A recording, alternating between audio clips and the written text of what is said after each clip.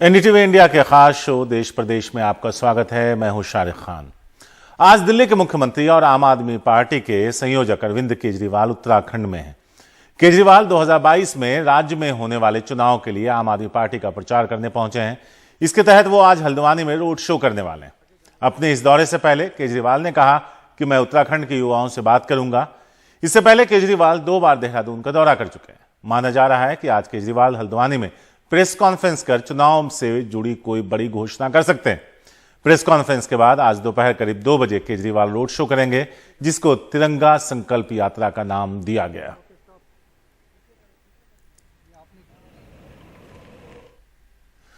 आज बात करते हैं दूसरी बड़ी राजनीतिक खबर की, जो आ रही है पश्चिम बंगाल से। बीजेपी सांसद बाबुल सुप्रियो ने टीएमसी का दामन थाम लिया है। अभिषेक बनर्जी और डेरेक ओब्रायन की मौजूदगी में वो तृणमूल कांग्रेस में शामिल हुए। उन्हें हाल ही में केंद्रीय मंत्रिमंडल से हटाया गया है। बाबुल सुप्रियो ने सियासत को अलविदा कहा था, लेकिन ज्यादा दिन नहीं गुजरे कि वो उसी मैदान में फिर से लौट आए हैं। बस बीजेपी से नाता तोड़कर ममता बनर्जी की तृणमूल कांग्रेस से नाता जोड़ लिया है। 31 जुलाई को ही सुप्रियो ने ऐलान किया था कि वो सियासत छोड़ रहे हैं, लेकिन अमित शाह और जेपी नड्डा के इसरार पर सांसद बने रहेंगे। ममता बनर्जी की पेशकश ने तस्वीर बदल दी।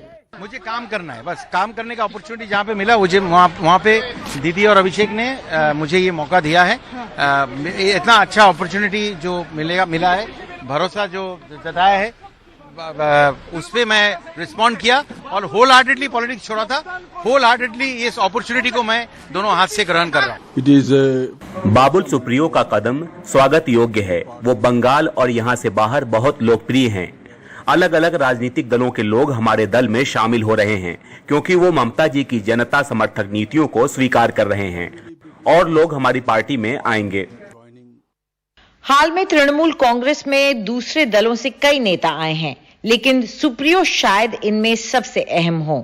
कांग्रेस की पूर्व सांसद सुष्मिता देव से भी ज्यादा अहम। उनके पाला बदलने से बीजेपी को यकीनन झटका लगा होगा। बीजेपी सुप्रियो को मौका परस्त बता रही है। पिछले फेरबदल में जब उन्हें मंत्रिमंडल से हटाया गया था, तो उन्होंने अपनी मायूसी जाहिर कर दी थी। एक तो बाबुल जी कोई मास लीडर भी नहीं है, दूसरा बाबुल जी गुड ऑर्गेनाइजर भी नहीं है। ये 7 साल मिनिस्टर का पार्लियामेंट एमपी था, मिनिस्टरशिप चला गया। कैसे लोग को बीजेपी टिकट देता है, मिनिस्टर बनाता है, ये तो सवाल उठ सकता है। फेस लॉस तो थोड़ा हुआ, ये कोई दिक्कत नहीं, लेकिन उसको लेकर ज्यादा पॉलिटिकल बात करना, एनालिसिस करना, ये कोई जरूरत नहीं है। ये एक भी बूथ प्रेसिडेंट उनके साथ नहीं जाएगा। इस बारे में तो कोई दो राय नहीं कि बाबुल सुप्रियो ने 2014 और 2019 में 2 बार लोकसभा सीट जीतकर अपनी सियासी हैसियत दिखा दी है। अब नजरें इस बात पर होंगी कि तृणमूल कांग्रेस उनको क्या जिम्मेदारी देती है। राज्यसभा की 1 सीट तो मिल ही सकती है, क्योंकि इसी हफ्ते अर्पिता घोष ने अपनी सीट से इस्तीफा देकर सबको चौंका दिया था। कहा जा रहा है कि उनकी जगह बाबुल सुप्रियो लेंगे।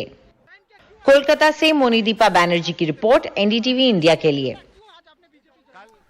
मुंबई के अंबेडकर नगर में रह रहे लोग पिछले 2.5 दशकों से अपने पुनर्वास का इंतजार कर रहे हैं। अब सरकार ने उनकी मदद का भरोसा तो दिया है, लेकिन जमीन पर कुछ हुआ नहीं। इसके अलावा बार बार हो रहे सर्वे के लिए इन लोगों को घरों में ही रहना पड़ता है, जिसकी वजह से कई लोगों को अपने रोजगार से हाथ धोना पड़ा है।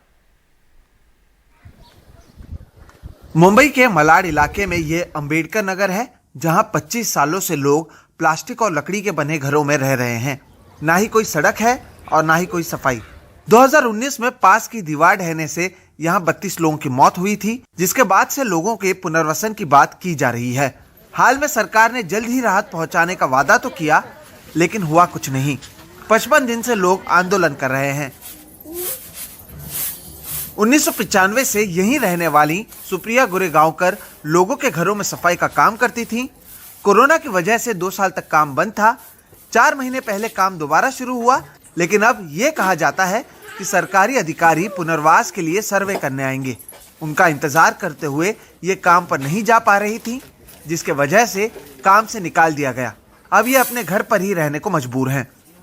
यहाँ पे जो भी वरिष्ठ अधिकारी आने वाले रहते तो हमें सूचना मिल जाती थी कि कल वरिष्ठ अधिकारी आने वाले, आपका घर का चेकिंग होगा, सर्वे होगा करे। इसे 2-4 बार, बहुत बार ऐसे हुआ कि आज आएंगे कल आएंगे करके करके हम लोगों ने काम पे से छुट्टियाँ लेते थे और घर पे बैठ जाते थे। ये बहुत मतलब बोलते थे कि आएंगे और आते नहीं थे। हम पूरा दिन वो धूप में बैठ के उनका इंतज़ार करते थे। ऐसे 10-12 दिन होने के बाद भी जब हम काम पे बोलने लगे कि लेकिन उन लोगों को भरोसा नहीं होने लगा। लेकिन अभी उनको झूठ बोल लगने लगा और उनके घर का काम तो हम ही लोग करते, वो लोग तो खुद करते नहीं है। तो उन लोगों ने बोला कि हम दूसरी बाई रखेंगे करके। 27 सालों से अंबेडकर नगर में रहने वाले वली शेख पेंटर हैं, लेकिन अब इन डिब्बों में रखे पेंट सूख चुके हैं। 2 महीनों से घर के सर्वे के नाम पर ये भी रोजाना घर पर ही इंतजार करने पर मजबूर थे और अब काम मिल ही नहीं रहा।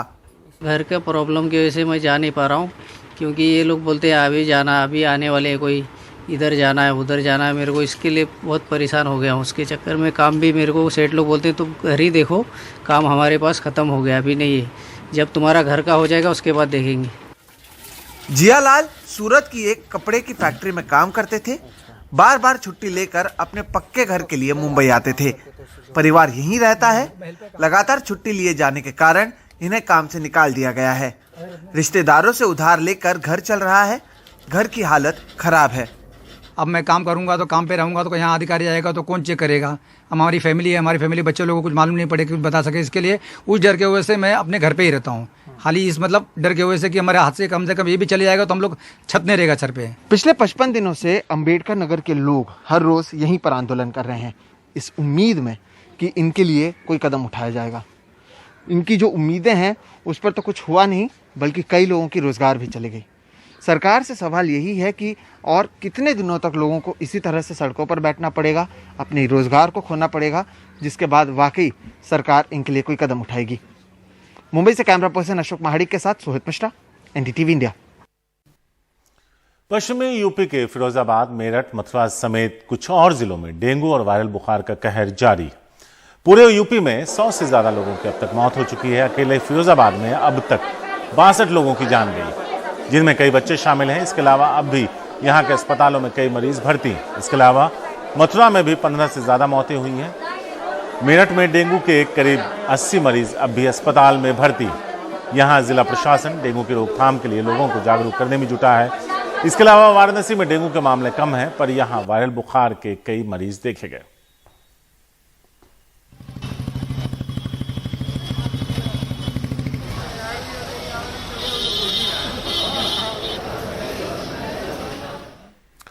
अगले बरस तू जल्दी आ की गूंज के साथ आज महाराष्ट्र समेत पूरे देश में गणेश विसर्जन हो रहा है।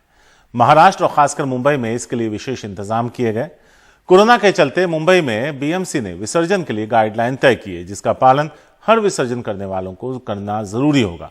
विसर्जन और हाल ही में गिरफ्तार कथित आतंकियों के मुंबई कनेक्शन को देखते हुए पुलिस भी अलर्ट पर है। बड़ी संख्या में जवानों की तैनाती की गई है। मुंबई में स्टेट रिजर्व पुलिस की 3 कंपनियां, सीआरपीएफ की 1 कंपनी, होमगार्ड के 500 जवान और 275 कांस्टेबल को स्पेशल ड्यूटी पर लगाया गया। इसके साथ ही आपात स्थिति से निपटने के लिए अतिरिक्त रोशनी, क्रेन, गोताखोर, एम्बुलेंस और दमकल की गाड़ियों का भी इंतजाम किया गया।